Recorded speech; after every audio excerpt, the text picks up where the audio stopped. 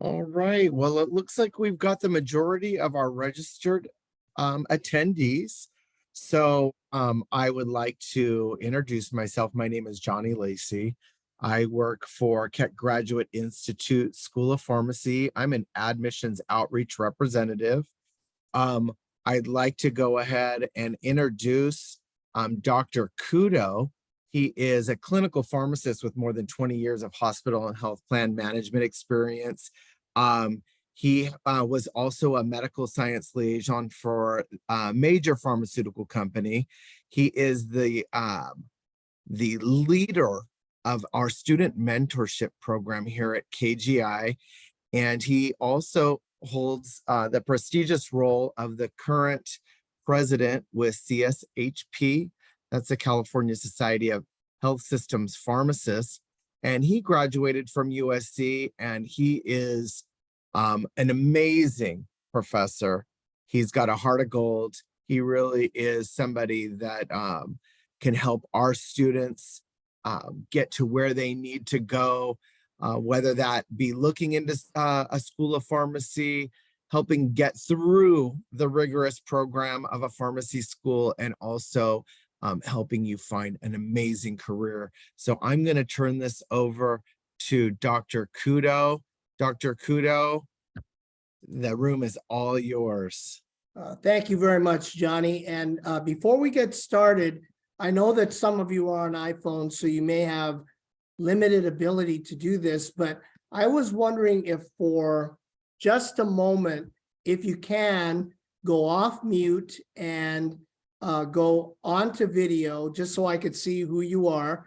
I'm gonna just say your name, and maybe you could just introduce yourself and say perhaps where you are going to school and maybe what year of school you're in, just so I get a chance to meet you and get to know the audience. So Nathan, I'll start with you if that's okay. Nathan, could you please go off mute and introduce yourself?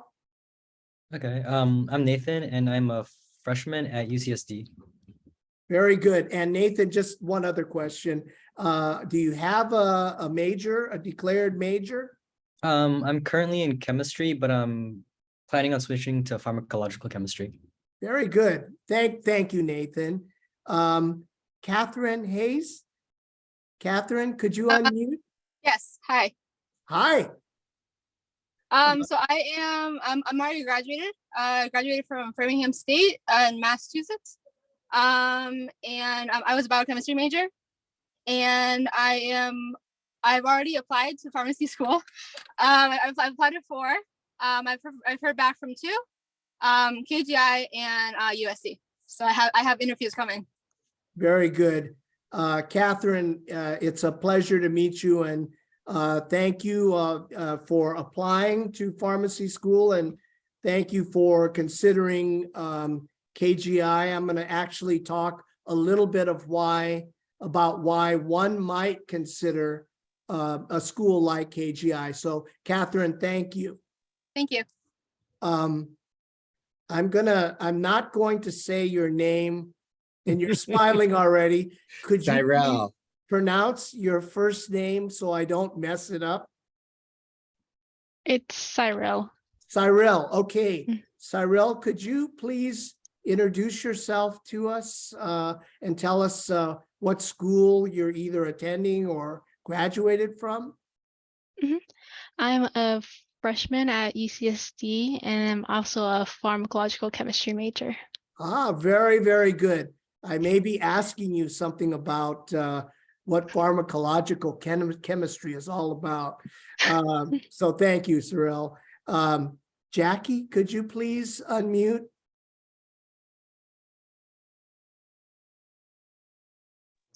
Hi, my name is Jackie, and I go to Chapey College. Chapey, And what is your major? Do you have a declared major? No, I don't have a major right now. Okay, that's fair enough. Thank you, Jackie. And what year are you in? Just out of curiosity. Your first? It's my 4th year, so I'm just finishing the prerequisite courses for pharmacy school. I see. Okay, very good. Thank you, Jackie. Thank you. It was nice meeting Dr. you. Kudo, Yes, Jackie is one of our community college to Farm D applicants. And she's an amazing young lady. So I'm super excited to see her here. good. Thank you. And I'm hoping to also pick all of your brains after my talk is going to be fairly short because it's designed to be more interactive than me speaking at you. You get spoken at a lot by your teachers, so I don't think you need me to speak at you. There's someone on iPhone, but it's not identified. I see you. You seem to have a red background, which is very interesting. Oh, I think it's me. Okay. Yes, hi. Yes, my name is Denise Neomugeni. I am a student at University of Cincinnati. I am pre-pharmacy. I plan on going to pharmacy school by 2024. Very, very good. It's nice to meet you. Nice to meet And, I hope that some of the information that I provide you can help you be sure that you're making the right choice, okay, in pharmacy. Could Asha Kamrak, Asha, could you please unmute, and if you can, or turn on, or, okay, Asha, you're at work. Okay, I get it. I don't want to get you in trouble, Asha, so I'll whisper your name, okay? Isha Badhesha. Hi, Isha. Okay, I'm a 3rd-year student at Fresno State, majoring chemistry. Very good. Nice to meet you, Isha. And Hien or Hien Nguyen. Hien, would it be possible for you to unmute? Oh, nice to meet you, Isha, also. Hien, would it be possible for you to unmute and just introduce yourself? Okay, Hien, you're texting me also. You're at work also. Fair enough. I don't want to get anybody in trouble, okay? So with that, I hope that you can see your screens, even though you can't show me your video image. I'm going to share my screen now. And so can you give me a thumbs up if you can see my screen? Okay, Johnny, you nodded your head. Yes, that you could see my screen, and Jackie gave me a thumbs up. Thank you, Jackie. Okay, so I'm gonna get my presentation started in just a second here. So today I'm gonna be talking to you about a lot of things. My main focus is to talk to you about something that is very unique about KGI, and that is the fact that I offer career mentoring, which is different than being mentored, for instance, let's say in science by a professor, in which he might mentor you on how to extract DNA from plant life or whatever. My mentoring is different in that it focuses on your career. And it focuses on doing a couple of things. One is identifying your passion, and 2, identifying the career that most closely meshes with your passion. So my objectives today is to talk to you a little bit about what a mentor is and what a mentee is, and then how I mentor students in terms of helping them to identify the right career path. Because we haven't done you any good if you train with us or any other school of pharmacy. If you get into a profession within pharmacy where you feel that you are poorly matched with that profession, or it really feels like work in a coal mine to you or whatever. And so I haven't done you any service if I get you into a job that you hate. And so some of you may know the country singer, the late country singer, Johnny Cash, but he sang a song that said, "I've been everywhere." And that's kind of my professional career as well. I started out by going to pharmacy school at the University of Spoiled Children, which is what my daughter, who's a UCLA graduate, calls it. I did my clinical residency, my postgraduate residency at LA County USC Medical Center. And I've worked in retail. I worked, or a community pharmacy. I worked at Save-On's when it actually was called Save-On Drugs. Save-On has now largely been taken over by CVS pharmacy chain. And then I worked for over 20 years in hospital pharmacy. I worked at a hospital that's very, very close to the Claremont College's campus called Pomona Valley Hospital, which is a 450-bed hospital. I worked as a director of pharmacy also for a health plan, Inter Valley Health Plan. And then I worked as a medical science liaison for AstraZeneca pharmaceutical company. And then this latter part of my career, for the last, about 7 years, I've worked at Keck Graduate Institute School of Pharmacy, where I am a professor of practice here at KGI.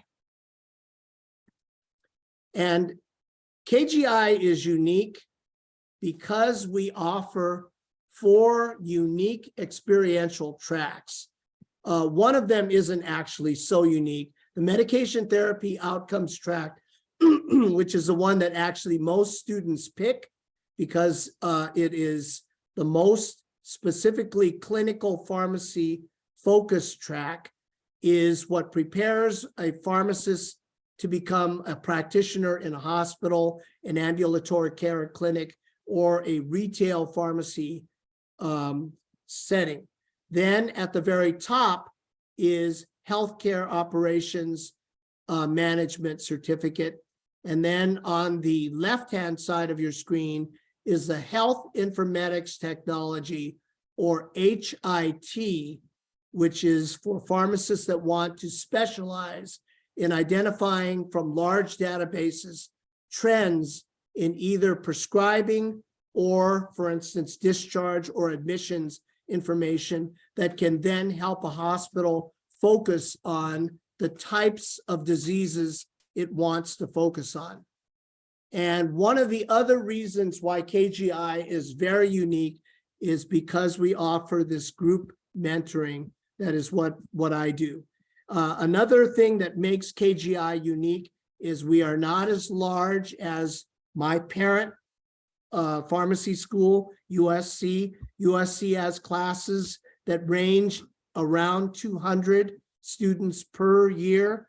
Ours is more in the 40 to 50 range, which means you actually have a an opportunity to have a much closer relationship with your professors for both your learning, your clinical learning, as well as perhaps research. And the other thing that I want to mention is KGI is very unique because of its high level of research focus. So I want to talk just briefly about mentors and mentees. And you can see here, Luke Skywalker is the classic mentee, and Yoda is the mentor, the person or individual with long experience that helps a newer individual learn about their trade. In the case of Luke Skywalker, it's how to be a Jedi Knight. In the case of a pharmacy student, it's how to be a better pharmacist, a more effective pharmacist. And so by definition, a mentor by Webster's definition is a trusted counselor and guide. But the bottom bullet actually more closely points to what a good mentor does. It's anyone who offers knowledge to a mentee. or insights, which is their ideas about things or their experience related to things, or their perspectives and or their wisdom, and helps the person way beyond their normal job duties. And what you see on the right, of course, is Yoda and Luke, or King Arthur and Merlin. And there are three types of mentoring. There's a traditional mentoring, which I'll talk about just briefly, which is the one-to-one, which is like Yoda and Luke, a one mentor to one mentee.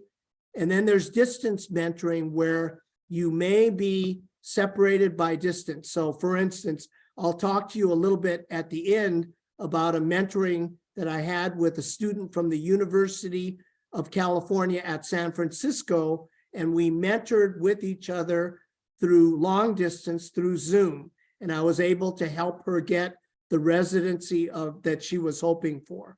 And then finally, there's a type of mentoring that we do here at KGI, which is called group mentoring. And the reason that you see the yin and yang symbol is that each of these different types of mentoring have pluses and they have minuses associated with them. So the traditional one-to-one mentoring is like in the Odyssey, where Telemachus, who is Odysseus's son, is being mentored by an individual named mentor, a guide. And the advantage is that you have face-to-face very often in engagement. You have the mentor's undivided attention, and you have the optimal use of your time together, because it's not divided by your mentor talking with other individuals. But it has disadvantages in that there is only the opportunity for one-to-one engagement with a very limited number of people, because there is a limited number of hours in the day. And the mentor's schedule may not be able to accommodate more than a single person. And if you're being mentored by only one person, you only have a single point of view. The second type of mentoring is distance mentoring. And you can see here that there's a Zoom call and a mentor and a mentee on a Zoom call. And the reason that there's advantages to this is that a mentee can engage with more than one mentor, because you have multiple people with multiple schedules, and you can schedule, assuming you have enough time in a day, and engage with more than one person to get more than one point of view. The disadvantages are that you have infrequent face-to-face contacts, and everybody's schedule may not be able to accommodate yours. And the third type, which is my type of mentoring, which is group mentoring, in which I get usually between 5 to 7 individuals from a single class. And sometimes I have 2 groups of 5 to 7, depending on the size of the class. And it would be voluntary, it's completely voluntary. And you have multiple students, and the mentor serves as a coach or a guide to each individual student. And each individual student is given an assignment. And when we reconvene, each student shares the results of their research in a certain area of pharmacy endeavor, like, for instance, getting a residency at the Veterans Health or the Indian Health or the United States Public Health Service or the Bureau of Prisons or Cedars-Sinai Medical Center or whatever has been assigned. That student shares what they've learned with the other student. And so in that respect, each student served as a mentor to their peers. The disadvantage is to group mentoring by observation is that the instructor in a group mentoring has relatively little time for one-to-one engagement with any one student, because the mentor is dividing their time amongst the individuals in the group, so that the mentoring is dispersed, meaning that each student learns at their own pace and is given the opportunity to teach their peers. And so they refer to the students that are mentored under me. And by the way, I require each student to begin their mentoring process with me in their P1 year, and their commitment to me is for all 4 years of pharmacy school and for 5 years after pharmacy school ends. Each group researches individual career opportunities and shares the results of their research. And so the types of things I have them do is look at PGY1, which means postgraduate 1 residencies and fellowships. Fellowships are often the postgraduate training in the pharmaceutical industry if you're interested in working for a pharmaceutical company. And your research may include hospitals, which are also called health systems, or ambulatory care, or managed care, or pharmaceutical industry, or the Bureau of Prisons, or the military. And that's why you see this picture, be all you can be in the Army. And so I wanted to tell you also that one of the other things that I require is that students be active in the pharmaceutical society.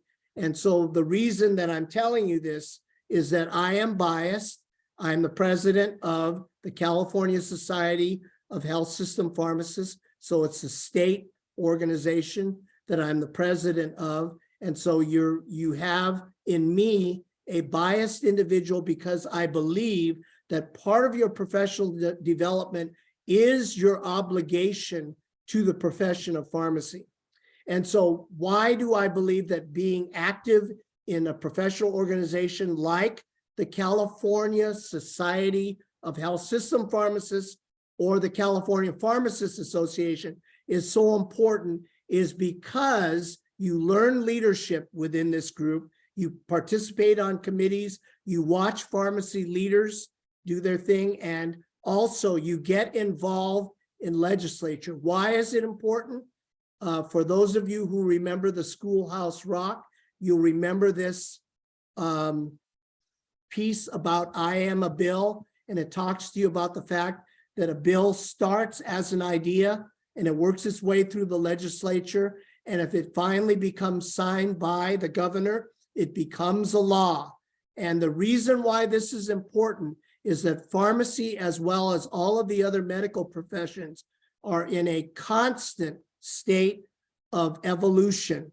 And if we don't evolve with the times, we may be left behind. So if we stand still relative to our other medical professions, such as physicians' assistants, nurse practitioners, osteopaths, etc., we will, from their perspective, if they are moving forward, we will be moving backwards relative to the other professions.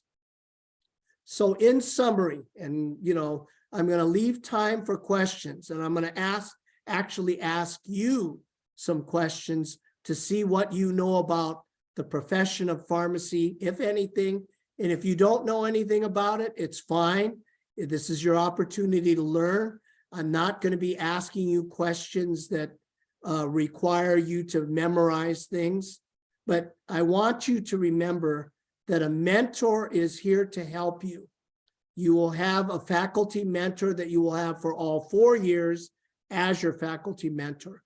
But if you choose to go with me, it will be for the focus of developing you in terms of your career path and your personal development, because my career development does not end with your profession.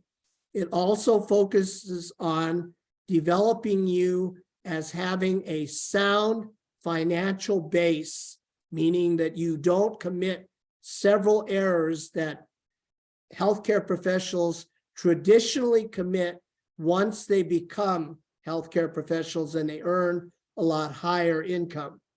And how can you find a mentor? If not me, I want to help you find the right mentor for you, because one size does not fit all. You want to be able to document your progress. And if you are working with me, you will have a method of documenting your progress so that your resume, when you're ready to apply for the position of your dreams, will have all the right stuff in it so they can realize that you have the right stuff for their job that they're looking for. And then the other thing that you will find that if you become one of my mentees is I will be asking you frequently to step outside your comfort zone. So with that, as you see the crossroads here, I want to stop and I want to actually start to see if as many people as you can unmute and maybe turn on your cameras so that we can actually have a little bit of a conversation with Q&A. So anybody who can, if you can show me who you are with your camera, and Johnny and I will do our best to answer some questions for you about either KGI or my mentoring process or what career mentoring is all about. So Nathan, Catherine, Jackie, let's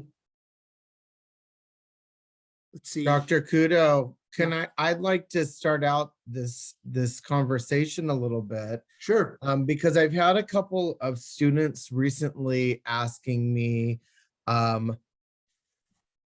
whether or not they're required to do a residency type of program. So I wanted to find out if you could talk a little bit about your advice on a residency and whether or not students have to do a residency type of program or if they can go right into a career.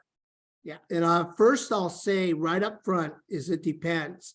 And what I mean by it depends is it depends, one, on who you talk to. There are some people that have been very successful without a residency, and they will tell you that they were able to be successful and they didn't have to do a residency. So the reason that it depends though too is that if your desire is to work at a specific place.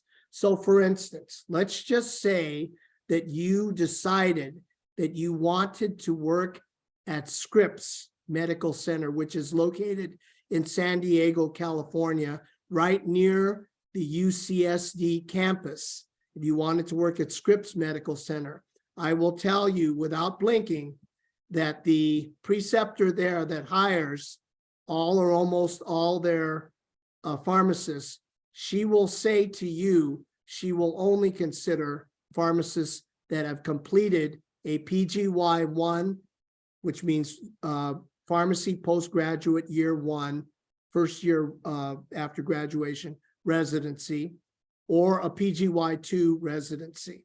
And so the point that I'm trying to make here is the reason I say it also depends is it depends, Johnny, on where you want to work. And then from my perspective, so you're hearing my opinion now, is I believe that a residency can never, ever hurt you. I know of no place that would say, well, you've had a residency, therefore we will never hire you.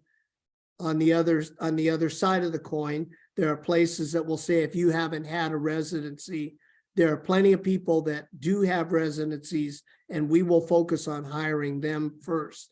So I would say that a residency might optimize your chance of getting into something that you want to get. The other thing that I will say is that also it depends on whether you want to get into certain specialty areas of pharmacy. So for instance, oncology pharmacists, while it's possible for you to have worked in a hospital and get moved into the oncology space, having not done a residency, clearly a lot of preference is given to people that have completed an oncology specialty residency because these people are uniquely qualified to step into that position and not have any additional studying that they'll have to do to prepare themselves to be successful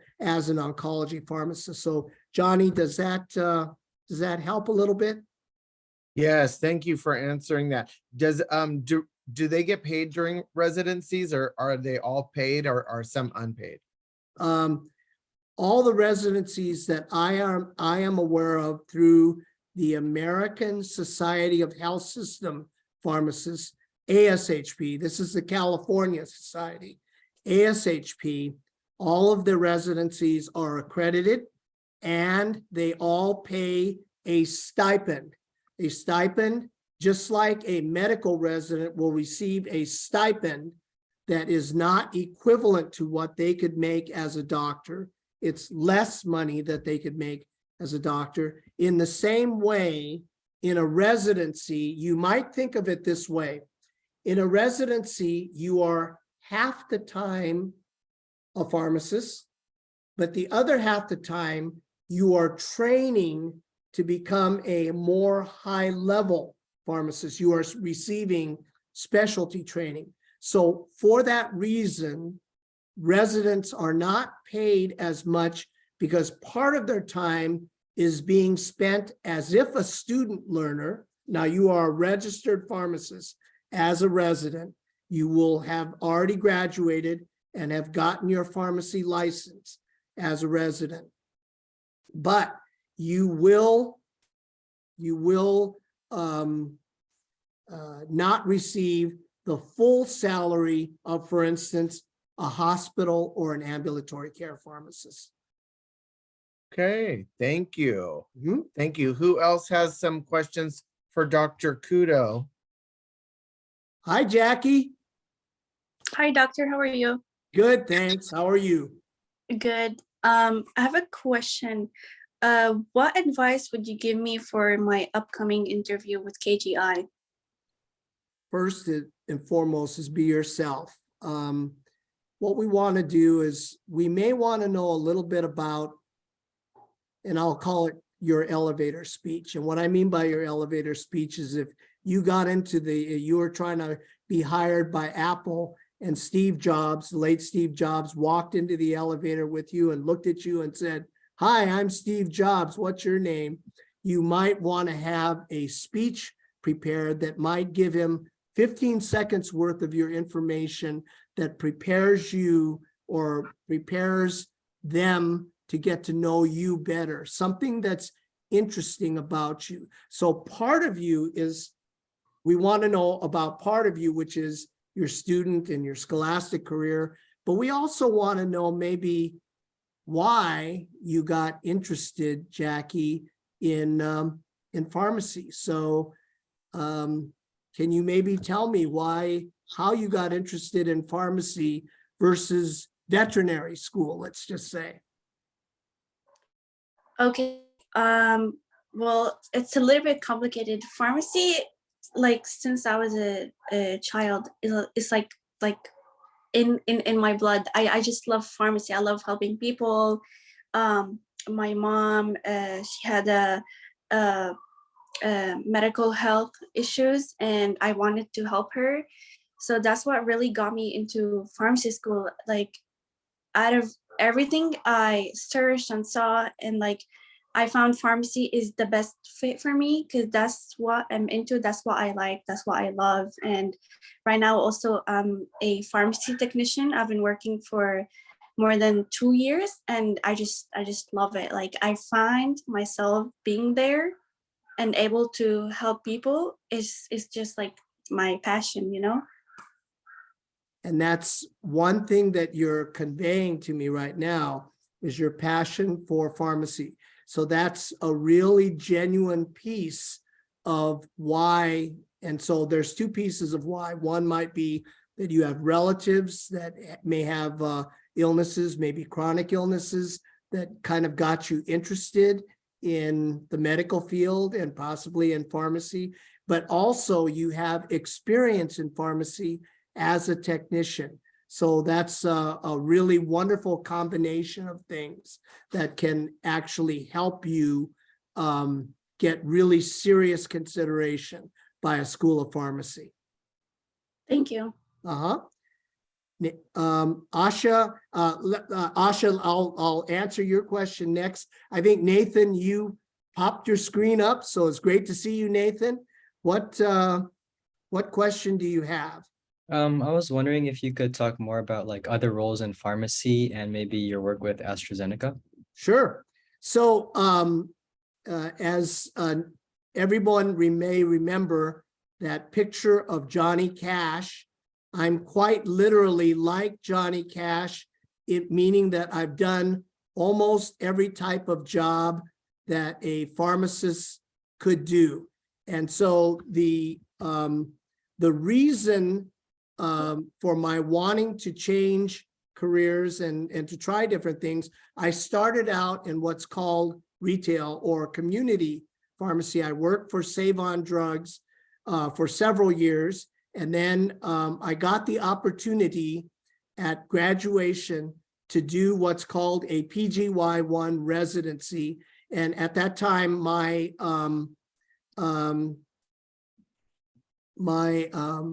focus was pediatrics, because at that time I had a very young son. And so my interest was very much in pediatric medicine. But over time, my desires and my clinical focus evolved to the point where I became interested in the pharmaceutical industry. And so I applied for and became a medical science liaison. And what that job is it is the field role of science for a pharmaceutical company. And they often hire clinical experts like me, a clinical pharmacist, or physicians, so that basically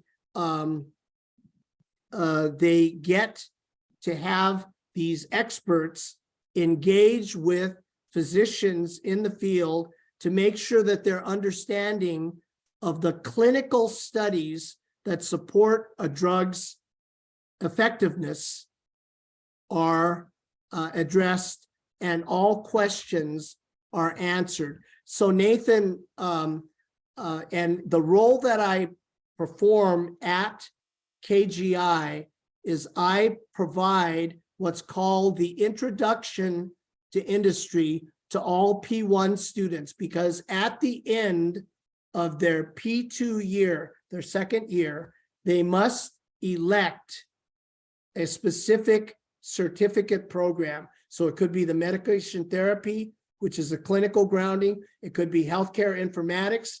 It could be healthcare management, or it could be medical and clinical affairs, which is the pharmaceutical track.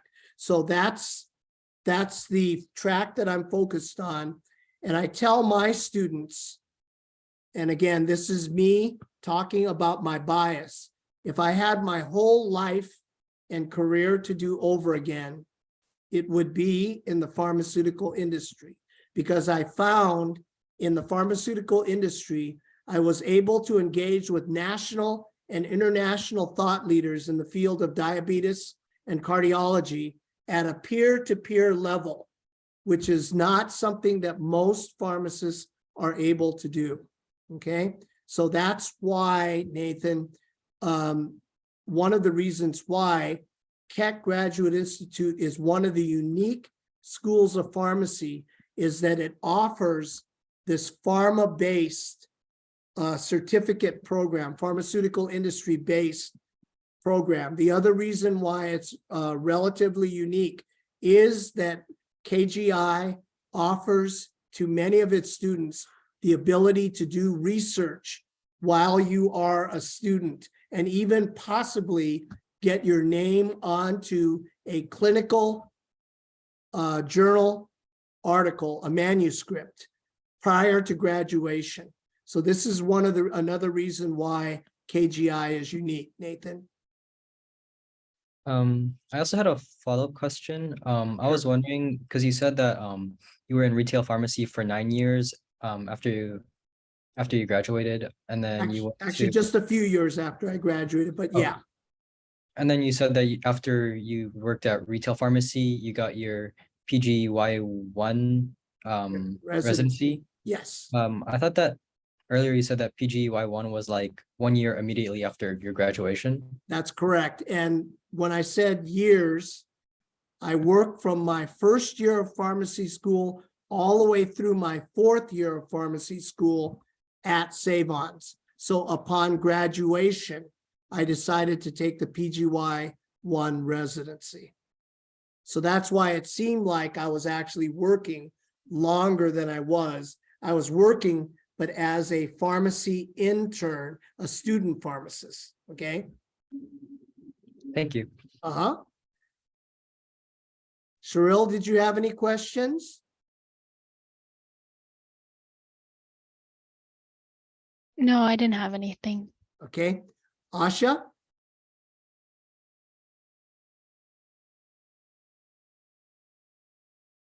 Trying to see if Asha might have had a question. Maybe you had a comment for,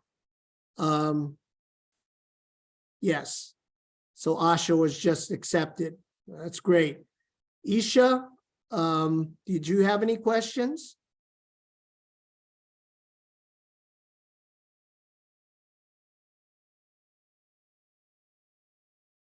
Catherine or Jackie, any others? And I forgot the name of the individual that was just on an iPhone.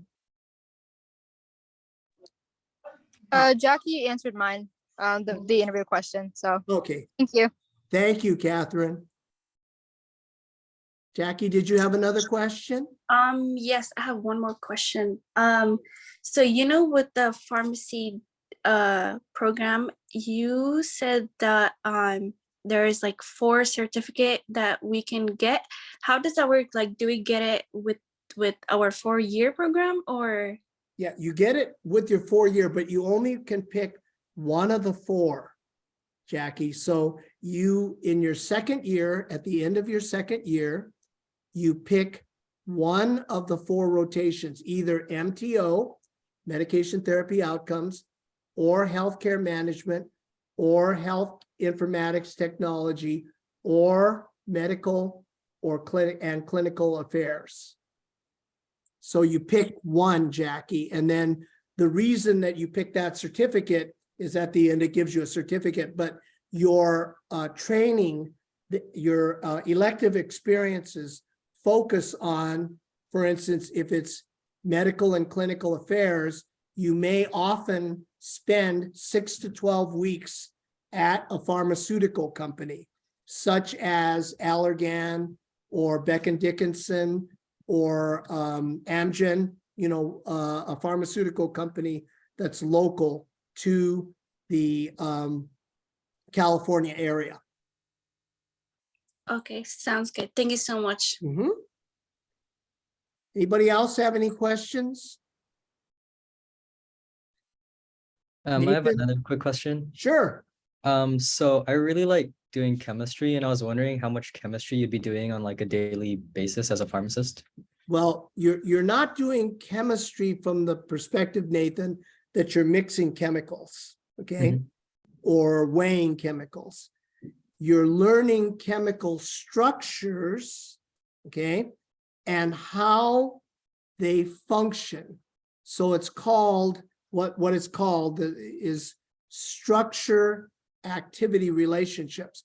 So molecules, for instance, a narcotic or an opioid type of molecule is shaped a certain way, and it's shaped in a certain way to fit into a certain receptor. Some of the receptor names are like mu, the mu pain receptor. So what you're learning is you're talking about chemical structures. So you have to have the grounding in chemistry. But what you're learning about is how these chemicals fit within the body in certain receptor sites. So for instance, the penicillin molecule is called the beta-lactam molecule.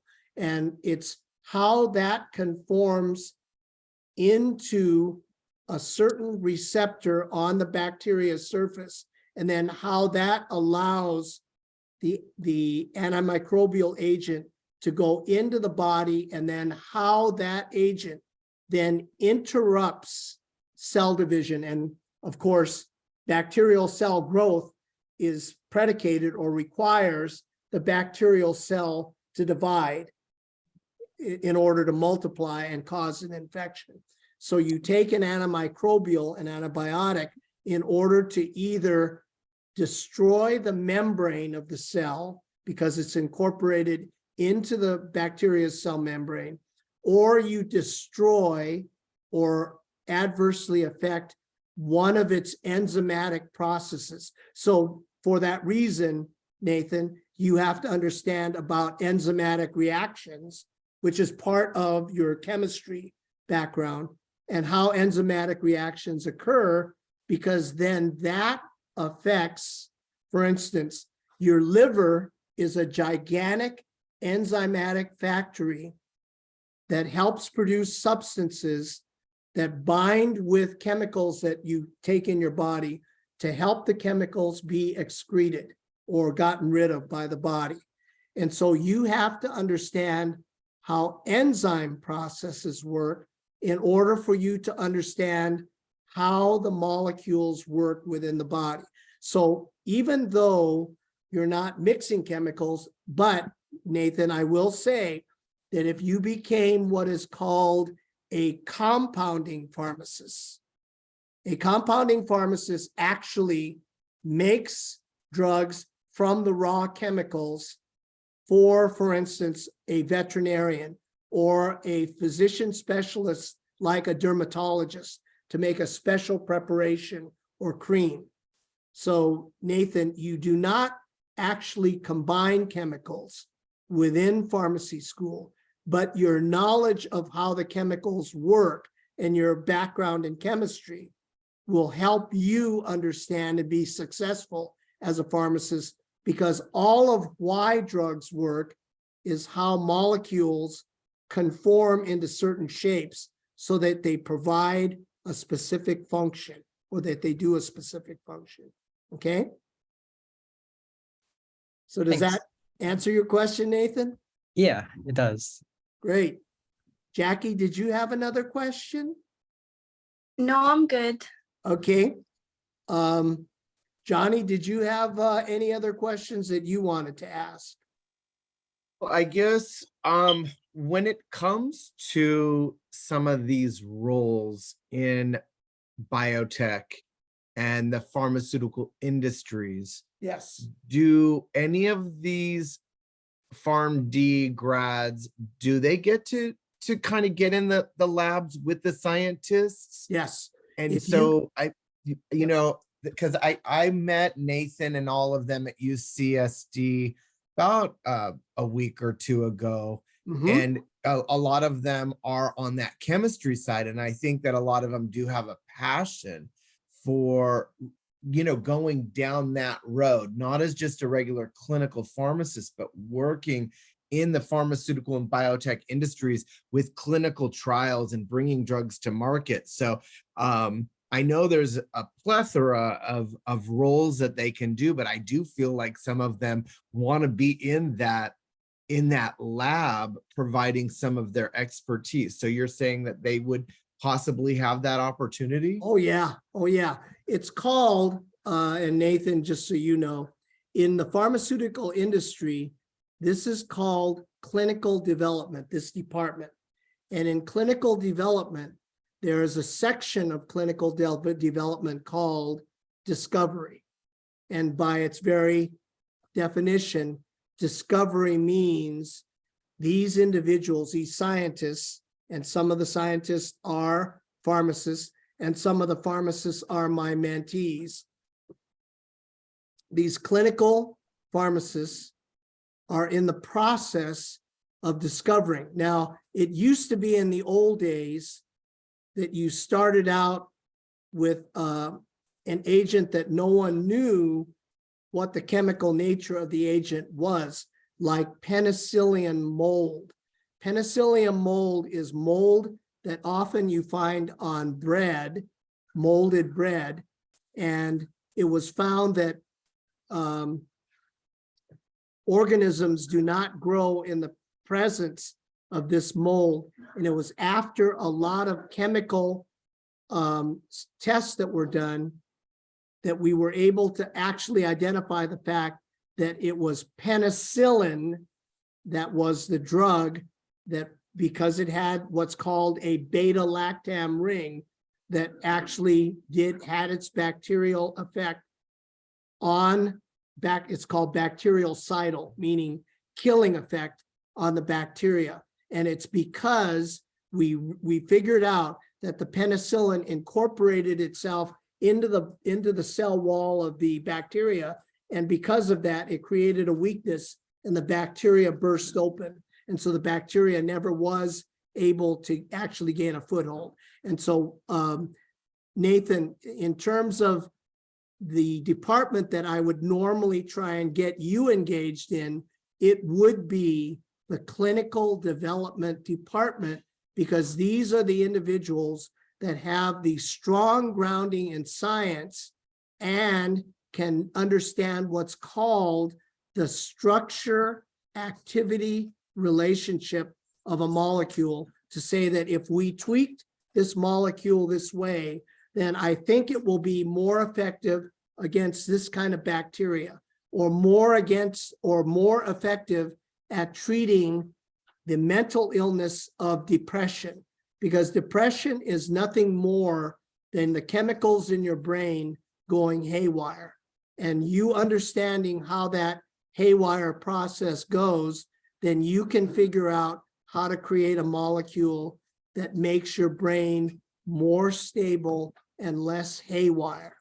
So anyway, I hope that this helps everybody understand that pharmacists can play a role, everything from your pharmacist at CVS or Walgreens to a pharmacy in a hospital, an ambulatory care pharmacist, which is a pharmacist that treats people in a clinic, or to a pharmacist that runs the drug benefit in a health plan, or a pharmacist like me that actually engaged with physicians representing a pharmaceutical company, talking about the new drugs that a pharmaceutical company has. So with that, Johnny, if you don't have any more questions, or if nobody else has any more questions, I'm happy to let everybody go. Awesome. We'll give everybody one last chance. If there's any other questions, please go ahead and either unmute, or you can put it in the chat. Other than that, Dr. Kudo, thank you so much for your expertise. You know, you are a scholar and a gentleman, and we really appreciate you. And everybody that spent the time to come and visit today and learn from Dr. Kudo, we really appreciate you guys being here, your passion for pharmacy. And if you ever need anything, you have my email. We would certainly love for you to come and look at our campus. I will roll out the red carpet for you guys. And other than that, email me if you need anything. Until then, if I don't talk with you, have a wonderful holiday. And Nathan Dr. may have a Kudo, would you question. like to have some closing statements? Actually, Nathan may have a question before I say goodbye to everybody. Nathan, did you have a question? Yeah, just a quick one, if you don't mind. I was just wondering, because it seems like a lot of people who are in pharmacy, they were like farm technicians before Yep. they were pharmacists. So when do people normally like fit that into their school? Like, do they do it in undergrad? Like Yeah. maybe during their doctorate? They do it in undergrad, and then during pharmacy school, rather than being a technician, you function as a pharmacy student, and that's called your internship. And so you may do some similar functions to a technician, or you may not, and you function as an intern, Nathan. But you can do, if you want to work in a pharmacy, you can work as a technician prior to getting into pharmacy school. Once you get into pharmacy school, if you continue to work in a pharmacy, you'll be a student pharmacist, which is also called an intern pharmacist. Thank you. Yep. Well, with no I other. also have a question. Sure. Please. So I know going to pharmacy school is very competitive. Mhm. And what are like something that like a pre-pharmacy student can do to be best candidate for pharmacy school? Well, obviously you want to try and get as good a grades as you can. You don't have to be, for instance, a biology or a chemistry major to get into pharmacy school. You can be an English major or a film major or a history major if you wanted to, as long as you get the prerequisites done. Actually, there are many reasons why a more rounded type of personality, such as an individual that has been an English major or literature major or journalism major, might have actually some value or attractiveness to build in a level of diversity into the mix of pharmacists in pharmacy school. I would say try and do your best to get as good a grades as you possibly can. Try to find individuals that are in pharmacy that can help guide you. You can work through Johnny to reach out to me if you have more questions.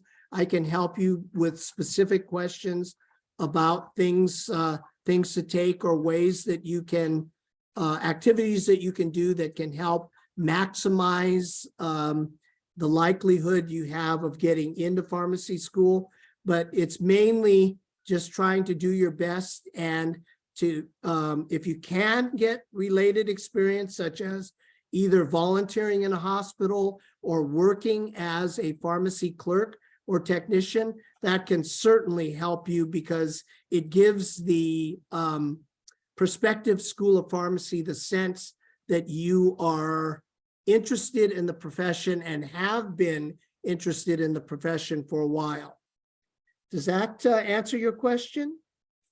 Yes, thank you so much. You're welcome. So my kind of parting words for everyone is you can always reach me. You can also reach out to me on LinkedIn. LinkedIn, you can just find me as Daniel Kudo in LinkedIn. And so you can also reach out to me through Johnny. He can provide me with your email address and I'll be glad to reach out to you. I wish all of you success wherever it leads you.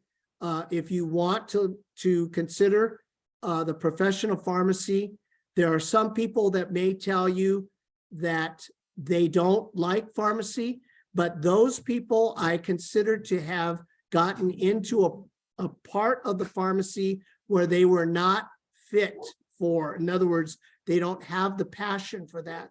And so my goal in terms of mentoring any one or all of you will be to help you find what you're passionate about and then help you find the job that best fits that passion.